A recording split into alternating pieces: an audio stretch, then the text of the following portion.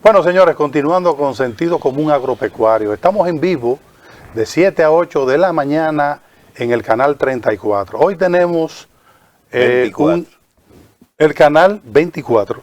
Sí. Dijiste 34. 24. Muy bien. Gracias, Ramón. Hoy tenemos, vamos a hablar de ganadería.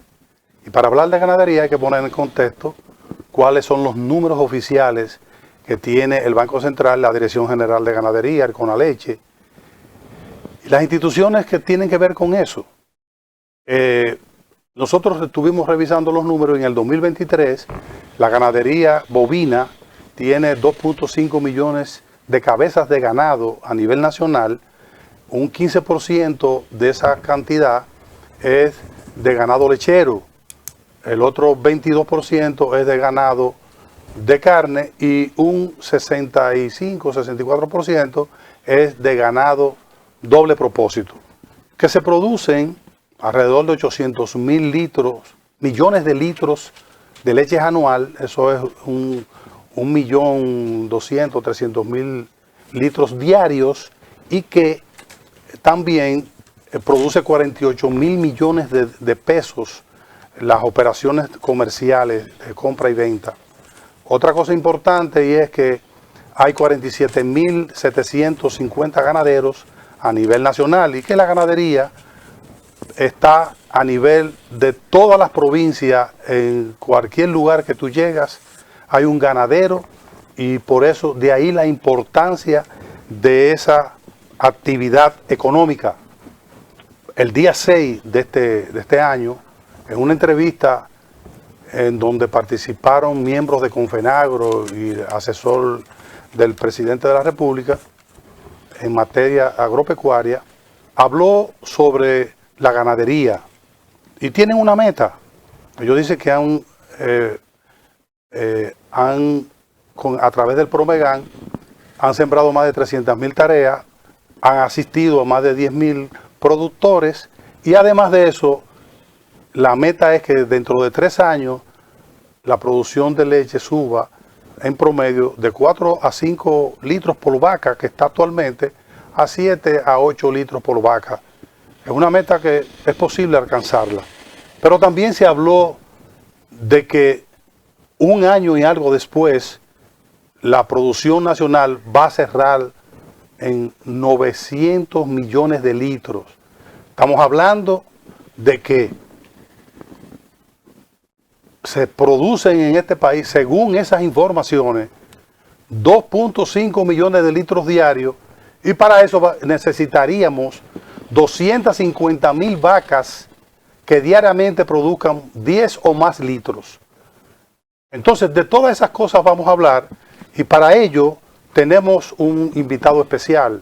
Es el doctor René Columna, es presidente del Patronato Nacional de Ganaderos y un dirigente de gran importancia a nivel nacional, que ha estado siempre al frente en todas las reivindicaciones y en todas las situaciones que se han dado en la ganadería lechera desde el 1990. Nuestro amigo René Columna anda en esos lares de defender la producción nacional. René, ¿cómo te sientes? Buenos días. ¿Y qué tú opinas de esas informaciones? ¿Y cuál es la expectativa? ¿Qué pasó el año pasado? ¿Y cuál es la expectativa de la ganadería nacional para este año 2025? Buenos días, buen día, caballero. Rafael Landestoy, Ramón Santos, buen día. Buen día. Un placer estar con ustedes, la segunda vez aquí en este programa. Muy complacido, de verdad que sí. Todas esas declaraciones que tú has hecho, a veces dirá, pero René solamente va a los programas quizás en febrero, o antes de febrero, enero, y antes de agosto, en julio. Porque las declaraciones de los asesores, que hacen en esta fecha, me indignan. Porque parece como que nosotros no sabemos hacer cálculos de matemáticas. Y de verdad es que todas esas cifras a mí me sorprenden.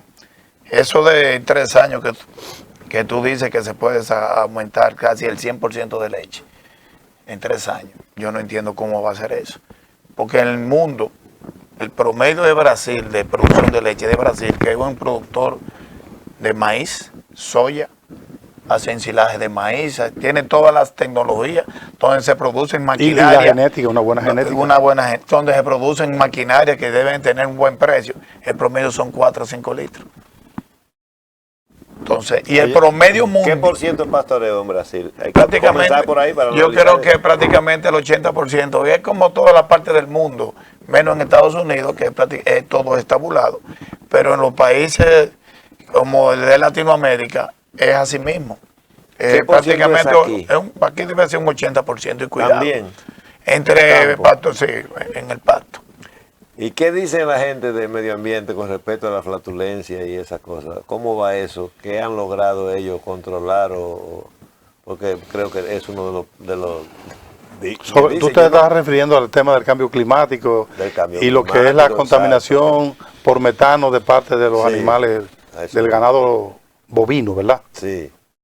¿A dónde ha llegado eso? ¿Qué han logrado ellos en esa meta? Porque no sé si esa es la idea que ellos tienen o han incidido en que se controle eso. Y si la tabulación controla parte de eso. No, la tabulación te produce los desechos concentrados. Okay. Y a veces Porque es no mejor. solamente la flatulencia, sino también la evacuación. Sí, claro. de las heces fecales y la orina. Sí, esa orina. produce mucho metano. Pero cuando es al libre, que es al pastoreo, eso se queda prácticamente en la tierra. Fíjate, en la época del COVID, que me tengo que transportar en el año 20, en Venecia andaban los que no salían en los canales, los que no se ven los peces, y nada más se separaron fueron los carros. La ganadería en todo el mundo siguió funcionando igualita, En el mundo igualita, entero. en el mundo entero. Y el clima cambió totalmente. Entonces le quieren achacar algo a los animales, donde eso no es verdad. Lo que tiene la contaminación en el mundo es el ser humano, con todo lo que produce, en vehículos y ese tipo de cosas. Tampoco se midió, en una ocasión que yo entrevisté a Osiris de León, le dije que si habían cifras ya, como al año del COVID, al año y pico, que si ya habían cifras de lo que en muchos países que estaban prácticamente cerrados, se había mejorado el medio ambiente. Me dijo que se estaba calculando, no sé lo que me dijo en ese momento. Pero Bueno, en verdad, Ramón y René, Algo bueno la tiene ganadería, de la forma en que se está llevando, principalmente en Europa, que es básicamente 100% pastoreo, en los lugares donde no ataca el invierno, o más de un 90% del pastoreo, se habla de la ganadería regenerativa. Y el silvopastoril, sistema silvopastoril, la rotación de potreros, ha demostrado que definitivamente cuando se hacen ese tipo de práctica de producción, no hay que beneficia al medio ambiente. Y cuando se trata el tema de los desechos sólidos y líquidos también, en la ganadería estabulada, que se recogen en un estercolero y luego se tiran de nuevo, se reincorporan al campo, Sí. eso también beneficia a todos, incluyendo que en Estados Unidos ahora mismo hay un movimiento muy grande de producir abono orgánico a través de las heces fecales de los animales. O sea que eso está resuelto. Lo que hay que resolver en este mundo es el tema del petróleo. Así que René, continúe con su intervención. Para acabar con el tema de Ramón.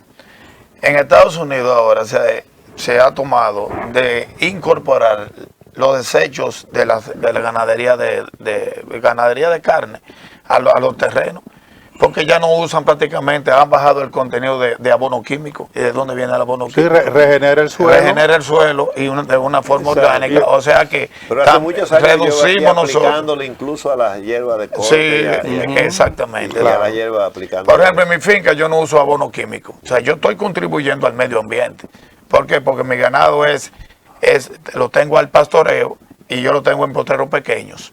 Entonces, la concentración de ganado en un potrero pequeño me abona siempre el potrero cada vez que el animal Esa es sale. una ventaja adicional de ese sistema. Está muy... háblanos de eso. Eso baja un poco el costo Sí. del costo de producción, Pero eso no significa de que las cosas, de que nosotros estemos en este momento en una rentabilidad. Para mí la rentabilidad es cero. Y yo se lo puedo demostrar. Yo tengo una finca, ordeño entre 200 y 250 vacas, dependiendo la época, y yo se la pongo a disposición a cualquier persona para que vaya. Y haga los cálculos. Porque no podemos sacar costos. Me gustó esta introducción que deberíamos de sacar los costos. Y estoy de acuerdo. Deberíamos sacar costos. Pero no de un mes. Porque la ganadería, donde estoy es un ganadero. Y él sabe que la ganadería en un día no es igual al otro día ni en un año, ni en 3 años, ni en 5 años. Por ejemplo, tenemos la producción. Exacto. Ahora tenemos un caso muy especial. ¿Cuántos años tenía la línea noroeste que no le llovía como le ha llovido en este año? Teníamos tiempo que no sabíamos de eso. Ha sido un año muy bueno para la línea noroeste. Bien. Pero eso no significa. Y malo a la vez, diría yo. Porque, porque si hasta que la línea noroeste, los productores, es mi criterio, no se programen sobre la realidad del clima, en el sentido de que allá hay que prepararse para las malas y no esperen en la última hora que siempre le esperan, que hay que socorrerlo llevándole la cosa y que entonces traten Mira, hay un refrán. Porque hay sitios donde hay invierno de meses y meses y la gente desde el primer día del verano comienzan a pensar en el invierno. Hay un refrán muy bueno que dice que el corazón de los llamas solamente lo conoce el cuchillo que lo corta. Sí. Entonces, por eso que los programas del gobierno a veces están desorientados hacia dónde deberían de ir. Porque un programa X para la línea noroeste no significa que es el programa que debe ser en la línea en el este. Entonces, ni en el sur tampoco. No, ni entonces, en el central. Deberíamos de juntarnos, y porque el problema es que los productores y los líderes, lo que se llama líder, no se juntan y no se llevan a un acuerdo de verdaderamente cuáles son las necesidades de cada sitio. Por ejemplo, la línea noroeste, para mí, el problema no es inseminación artificial ni siembra de pasto, porque tú podrás sembrar el pasto. Ponte a Dios que lo sembraron en una época que se dio el pasto que tú sembraste. Perfecto, se dio el pasto y cuando viene la sequía que no hay pasto, porque el pasto necesita agua. Entonces yo lo que creo es que en la línea noroeste lo que necesitamos es buscar la forma de que cada productor tenga una manera de poder mojar eso y siempre tener pasto en todo el año. Entonces ahí la producción sí se va a hacer una producción más o menos estable. René, hablando de programas de fomento, tú sabes que el Megaleche y el Promegan han estado, como yo dije en la introducción, han estado asistiendo a los ganaderos. En tu opinión, ¿ha beneficiado esos dos programas, principalmente el Promegan, han beneficiado a los ganaderos a nivel nacional? ¿O tú crees que hay que cambiar el rumbo de lo que tiene que ver con la aplicación de la tecnología y la distribución y siembra de pastos y forraje? ¿Cuál es tu opinión? Mira, yo no diría que el programa es un programa malo. Lo que pasa es que ese programa hay que complementarlo. Por ejemplo, como ahora mismo acabo de decir, tú sembraste el pasto. ¿Cómo tú mantienes que ese pasto siga funcionando durante el año? Muy bien. Entonces, la inseminación artificial, para nadie es un secreto que te aumenta la genética y los animales que salgan de ese producto deben de ser mejor que la madre. Eso estamos totalmente de acuerdo. Pero a medida que... ¿Exigen mejores condiciones? Ahí es que iba. Entonces, cuando llega, que sale esa cría, que llega a la edad de producción, si tú la mantienes dándole lo mismo que le diste a la madre, no va a explotar ese potencial genético que tiene ese animal. Entonces, debería de ir complementado con un programa de nutrición, que eso fue que en el año 1978 estaba en el gobierno de Antonio Guzmán, estaba el PIA, que era el programa de inseminación, y estaba ProCEPLE, que era el que conyugaba la inseminación artificial con un programa de alimentación. Yo te lo digo porque en esa época, en la finca de mi padre, en ese momento, nosotros llevamos con el mismo programa. Y hubo un programa nosotros llegamos a tener pausa. 17 litros promedio, te estoy hablando del año 78, en vacas sueltas. Se podría decir en ese caso, es como cuando una dominicana de aquí de nuestros campos viene con un niño de Estados Unidos que se casó con un gringo o con un suizo. Entonces ese muchachito que ella No le fue puede agua de a arroz. mejorar la raza, tiene que darle una alimentación especial para que salga un hombre. Si lo deja Bueno, aquí, yo si no lo voy a- deja aquí sale revejido. No, yo no voy a hacer esa comparación, pero que no tiene muchas relación, pero caramba. Tiene algo, no, porque es que cada organismo, cada raza de gente tiene sus características y sus exigencias. Claro. Entonces, si tú estás mejorando, tienes que aceptar que tú estás mejorando algo que no está bueno.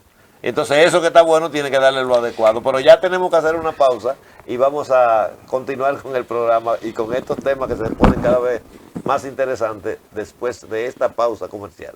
Pausamos.